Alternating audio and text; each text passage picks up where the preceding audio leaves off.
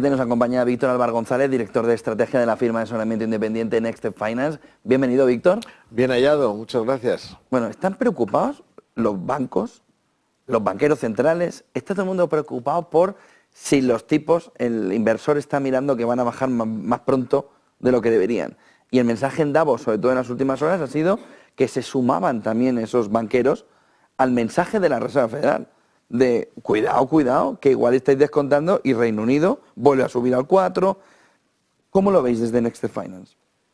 Bueno, lo que sí estamos viendo desde hace mucho tiempo es un esquema en el cual los banqueros centrales no quieren que bajen demasiado los tipos en el mercado de bonos, porque entonces se estropea su actuación. Es decir, si tú lo que quieres es mantener unas condiciones crediticias, es decir, que el dinero no sea barato, digamos, relativamente duras para evitar que la gente se desmadre gastando y pidiendo créditos y todo eso, si me permites la expresión, pues tú lo que no quieres es que luego, vale, porque ellos controlan los tipos de corto, pero lo que ocurre en el mercado de bonos, o sea, todos los tipos de más de un año, para entendernos, o 2 años más bien, pues eso no lo tienen controlado. Pero es que muchos de los créditos, desde que compras un coche, una nevera, pasando, bueno, pues una gran parte, por no decir los inmobiliarios, pues los establece realmente el mercado de bonos. Entonces, por supuesto que influye lo que hacen ellos, pero los establece el mercado de bonos. Claro, si yo estoy manteniendo altos los tipos de interés para controlar la inflación, y aquí la gente se me desmadra, y resulta que los tipos de largo plazo, de medio y largo plazo, los bajan en el mercado de bonos, que son, sobre todo en Estados Unidos, referencia para el resto de créditos de medio y largo plazo,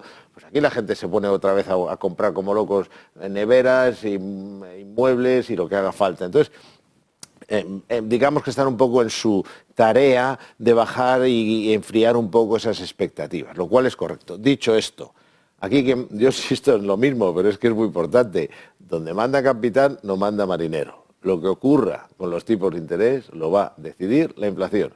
Si la inflación sigue bajando, los bancos centrales tendrán que bajar los tipos de interés. Tú no puedes tener el PCE, que está en el 2,6 el último, ahora será un poco más alto el próximo que salga.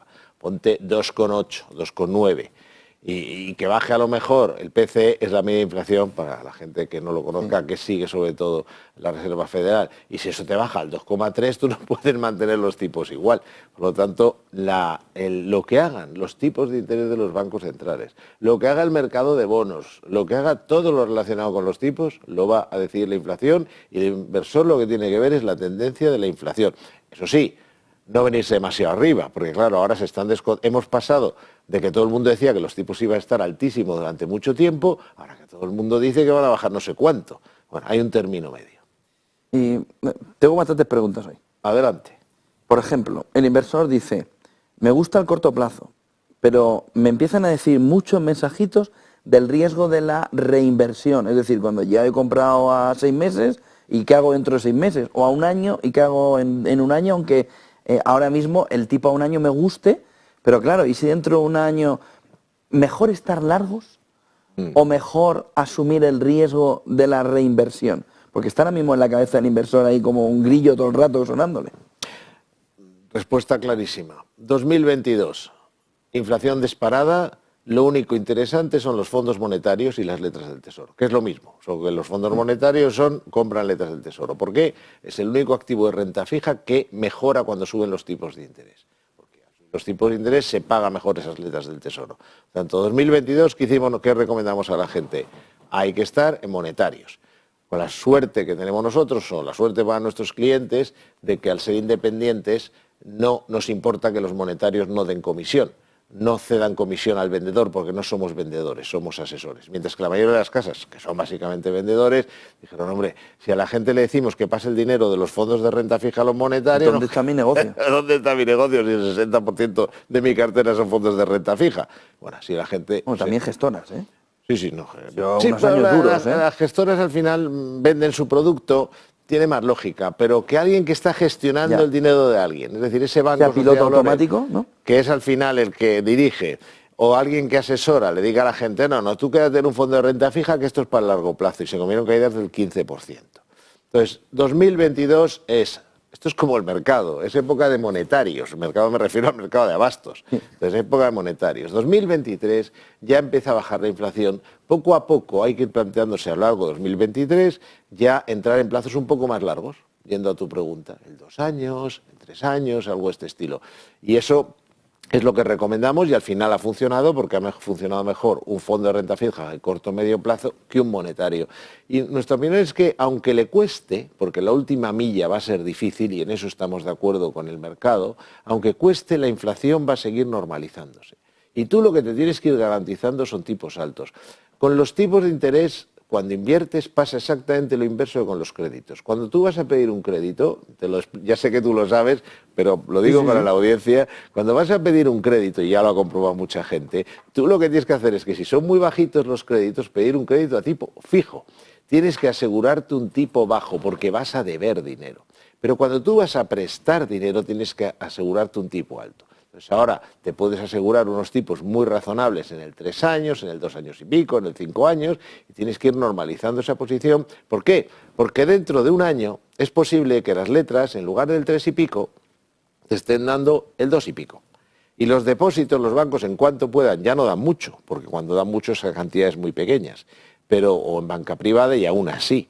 Pero claro, a lo mejor dentro de un año aprovechan y si no les gusta mucho remunerar el pasivo, como les den la oportunidad porque el BCE baje los tipos de interés, menos. Con lo cual, resumiendo, todo este rollo es hay que asegurarse tipos altos y por eso es mejor ir a duraciones medias, largas con cuidado, porque ahí está esa sensibilidad. ¿Qué son medias largas para que nos entienda el espectador? La duración media, una cosa es la duración, las medidas de la economía, que el corto plazo es mucho más largo que en los mercados, pero en los mercados un corto plazo sería menos de un año. El medio plazo estaría entre 1 y 3 y a partir del 3 ya estamos hablando de largo plazo. Es decir, empezar a picotear algo del 10 años americano, por ejemplo. Había que haber empezado ya ayer, por decirlo de alguna manera, a la par. Al 4,5, no, me 4, refiero 7. Ayer, no al largo, porque eso daba más miedo y se entiende, y también nos lo daba a nosotros, pero ya los plazos medios, y sí, hay que ya picotear el largo plazo norteamericano. Porque sí, puede ser 5 años. Claro, pues tú tienes el largo plazo norteamericano a 4 y pico, el 10 años. Y la inflación norteamericana se pusiera dentro de un año en, pongamos, el 2,8, tienes una rentabilidad real muy buena. Y algo parecido se podría decir en Europa, y en Europa con un matiz importante, y es que en Europa vamos a la recesión. Entonces, no hay mejor antídoto contra la inflación que la recesión, y la señora Lagarde también se ha dado cuenta de ello y ya por eso empieza a hablar del tema. Aunque ellos, por supuesto, mandan el mensaje de, bueno, largo lo fían, pero bueno, si la inflación sigue bajando en Europa, asegurarte tipos altos es una buena idea. El otro día mostraba un gráfico de Tavi Costa, de Kesca Capital, en el que decía, cuidado, porque hay una primera ola, años 70, ¿no? Hay una primera ola inflacionaria que parece que se va a acabar el mundo, esa ola inflacionaria se supera, la segunda es todavía mayor en el 73 y la tercera, que es la del 78-79, todavía es mayor. Y él dice, we are here, ¿no? Que es entre el 68 y el 73, hay una pequeña, claro que al lado de las otras es muy pequeña, hombre, no parece que estemos en una circunstancia en la que todavía puedan quedar dos fenómenos inflacionarios. Pero si lo quedaran, el panorama sería muy complicado. Aún así, entiendo que nos vas a explicar que esa es la razón por la que los bancos centrales dicen, cuidado que en el 70 ya tuvimos esto.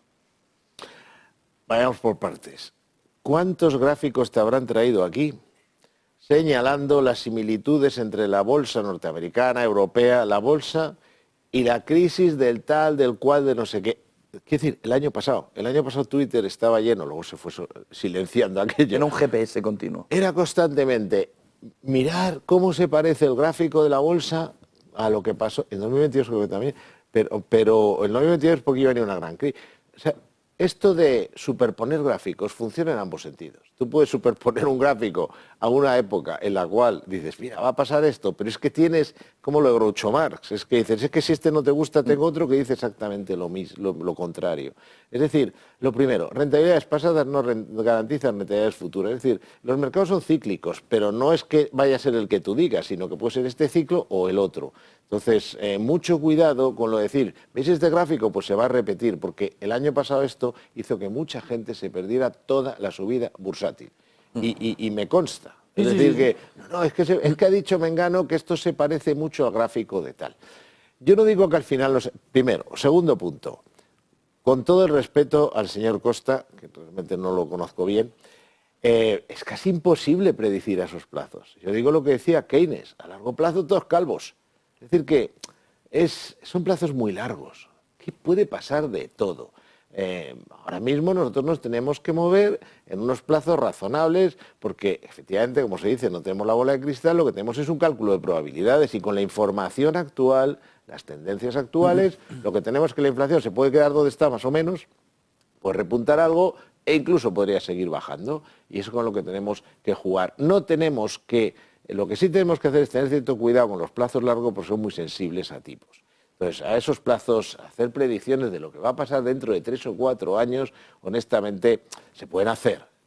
Esto es una democracia y tú puedes decir lo que quieras, pero la predictibilidad... O sea, si ya es difícil... ¿Pero tiene sentido un rebote inflacionario en un contexto en el que la economía tiene un profundo carácter desinflacionario ahora mismo? No.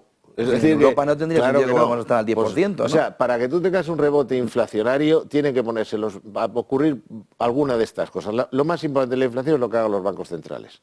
Si los bancos centrales se ponen otra vez a fabricar moneda, pues acabamos como en Argentina o en Venezuela, por supuesto. Otro motivo puede ser lo que pasó con las sanciones a Rusia. Si tú cortas el grifo de uno de los mayores productores de materias primas, petróleo y gas, el gas no se cortó, pero vamos, bueno, según se mire, del mundo se compró a Estados Unidos, que es mucho más caro. Entonces, claro, pues hombre, si todas tus materias primas, la gente dice, no, la inflación es solo un fenómeno monetario. No, hombre, es un fenómeno monetario excepto en el 73. ¿Sabes? Que pueden pasar cosas, un shock de oferta que genere inflación. También, ¿cuál de todas esas cosas está ocurriendo ahora mismo? Pues de momento ninguna. ¿Que puede ocurrir? Claro que sí, se puede cerrar el Golfo Pérsico, me refiero, se puede cerrar la distribución de petróleo mundial porque hay una guerra en Oriente Medio, sí pasan esas cosas, pero ahora mismo la masa monetaria lo que está reduciéndose, se está contrayendo la masa monetaria, con lo cual necesitarías lo contrario que pasó con el COVID, se disparó la masa monetaria se pusieron a fabricar dinero, a regalárselo a la gente, para que ya que estaban en casa pues no se murieran de hambre. Bueno, la verdad es que se pasaron un pelín, porque la gente lo que hizo es ahorrar, luego salió y lo gastó y se disparó la inflación. Pero tienes que tener un fenómeno monetario o un shock de oferta de algún tipo para que esto ocurra y, por supuesto, una economía en crecimiento. La inflación ha crecido tanto en 2022 porque la economía estaba creciendo, saliendo de la pandemia, creció el 5%. Las cosas no ocurren porque ponemos un gráfico o porque imaginamos o porque sentimos algo. No, en economía las cosas ocurren porque hay una causa. Y cuando esa causa ocurre, y como tú bien dices ahora, hombre, yo estoy de acuerdo, la inflación no va a bajar a donde estaba en la pandemia, pero causas para un shock inflacionista, bueno, tendría que, yo qué sé, unirse a los hutíes, los iraníes, los otros, tendría que haber algo más que eso, y cuidado. Otra cosa que no se dice es que China está, y con esto acabo, China está exportando deflación. O sea, los productos industriales en China están cayendo desde hace más de 10 meses y la propia inflación en China está cayendo constantemente y China es la fábrica del mundo. O sea, que hay elementos inflacionistas como los problemas en la cadena de suministro que tenemos ahora. Cuidado, tampoco es como estábamos cuando salía la pandemia, pero también hay otros que no. Entonces, pensar en que la inflación se vaya a establecer por encima del objetivo de los bancos centrales y por lo tanto tampoco hay que pasarse de optimista, lo compro. Que la inflación, digamos, ya no vaya a ser lo normal, el 2%, sino que sea el 3%, que es lo normal históricamente, lo normal no es el 2, sino más bien el 3, lo compro. Que vaya a venir que se va a disparar la inflación, tendrá que ocurrir algo para que eso ocurra. Se ha puesto de moda el ETF, después del ETF del Bitcoin, a todo el mundo habla de ETFs. A todo el mundo sabe lo que es un ETF. ETFs y ETFs y ETFs. ¿Cuáles son ventajas y desventajas del ETF? Y vosotros desde Nestec Finance ofrecéis además asesoramiento en ETFs. A la primera pregunta sí, y de hecho yo creo que somos, casi seguro, 99% seguro, de que somos los únicos que asesoramos en ETF independientes. Es decir, que no cobramos corretajes, con lo cual no nos interesa a lo mejor generar volumen innecesariamente. Porque cuando tú eres un broker de ETFs, lo que te interesa es que la gente compre y vende mucho. Nosotros no tenemos ese problema porque solo somos asesores. Entonces, si recomendamos un ETF es porque pensamos que hay que tenerlo poco, mucho o medio pensionista en cuanto a tiempo. Luego, además, tampoco vendemos ETF ni los fabricamos, con lo cual no llevamos tampoco comisión, ni una retrocesión de comisión por colocar un ETF, ni nada por el estilo. Con lo cual, somos asesores en ETFs, igual que lo somos en fondos de inversión, y como en fondos de inversión somos de los pocos independientes a la hora de hacer ese asesoramiento. Independiente me refiero, esto es muy importante, en el mercado, que esto en Estados Unidos perderían la licencia, hay muchas casas que dicen, somos independientes, usan matices, somos independientes de la banca, hacemos planificación independiente, tenemos una visión independiente. No, independiente es el que está certificado por la Comisión Nacional de Mercado de Valores como independiente porque no vende un producto propio y o no está cobrando comisiones de los productos que recomienda, trabaja solo para el cliente. Aclarado esto, el ETF es un fondo de tercera generación. El ETF es un fondo de inversión, por supuesto que lo es, se llama así, Exchange Traded Fund, fondo cotizado. Es un fondo de inversión, pero eso como si dijéramos lo digital frente al analógico, aunque hay cosas analógicas positivas, pero es un fondo de tercera generación que son todo ventajas. Es mucho más barato, mucho más, me refiero a un 80% más barato en comisiones, se compra y vende en minutos, mientras que un fondo de inversión puede tardar días en traspasar un fondo. Todos son ventajas y se están comiendo el mercado mundial. Y por eso Vanguard está donde está y BlackRock está donde está. Y tú dices, ¿por qué en España no? Pues en España, vamos a decir casualmente, entre comillas, pues no es así. ¿Y por qué? Porque casualmente en España tienen un tratamiento fiscal peor que los fondos de inversión, que son el ingreso, casualmente, como lo de supuestamente, casualmente los fondos de inversión son el ingreso, junto con los créditos inmobiliarios, son el ingreso más estable, recurrente y de largo plazo de bancos, sociedades de valores, las propias gestoras, que eso es lógico, etcétera. Entonces, bueno, por algún motivo, como eso de José Mota de alguien, por algún motivo en España es el único sitio, exacto, ironía on, es el único sitio en España en el cual el ETF tiene un tratamiento fiscal peor que un fondo de inversión, cuando un ETF es un fondo de inversión como una casa, porque el fondo de inversión es una institución de inversión colectiva. Y los ETF tienen mucho más partícipes que los fondos tradicionales, en la mayoría de los casos, sean más grandes y tal. Entonces, bueno, aquí pues tienes esa desventaja, que les han puesto una barrera de entrada, ¿y qué es? Pues que si tú cambias de fondo de inversión no pagas impuestos, no pagas hasta que ya hagas la liquidez, hasta que, digamos, lo conviertas en dinero. O sea, pagar se paga siempre. Pero en el ETF es como las acciones. Si compro y vendo un ETF, pues entonces afloro esa plusvalía. Dicho esto, las ventajas son muchas. Hay muchos, por ejemplo, el Bitcoin, pero igual, yo qué sé, ciberseguridad, hay 1000 historias, 1000 inversiones muy interesantes que no se pueden hacer directamente con fondos de inversión. Con los ETFs también puedes cubrir la cartera, es muy fácil ponerse corto.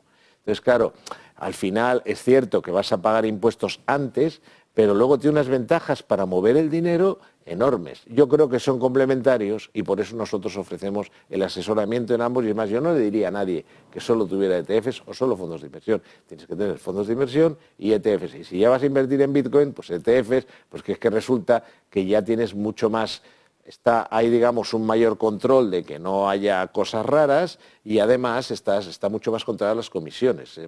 Sale más barato la comisión de un ETF, de gestión de un ETF, de tener el ETF, que muchas operaciones, una sola operación de Bitcoin, no diré en qué casa, pero en una de las grandes casas. Una última pregunta. Claro. ¿Se puede comprar el ETF aquí en España ya de Bitcoin? Estoy casi seguro de que sí, pero como todavía no los estamos recomendando, tendría que verificarlo. Pero si no es ya, va a ser enseguida y creo que sí. Creo que una casa ya tengo en mente que sí los tiene. Pues muchísimas gracias, Víctor Álvaro González, director de estrategia de la firma de asesoramiento independiente Next Finance. Muchísimas gracias. Buen día y buen negocio. Muchísimas gracias igual.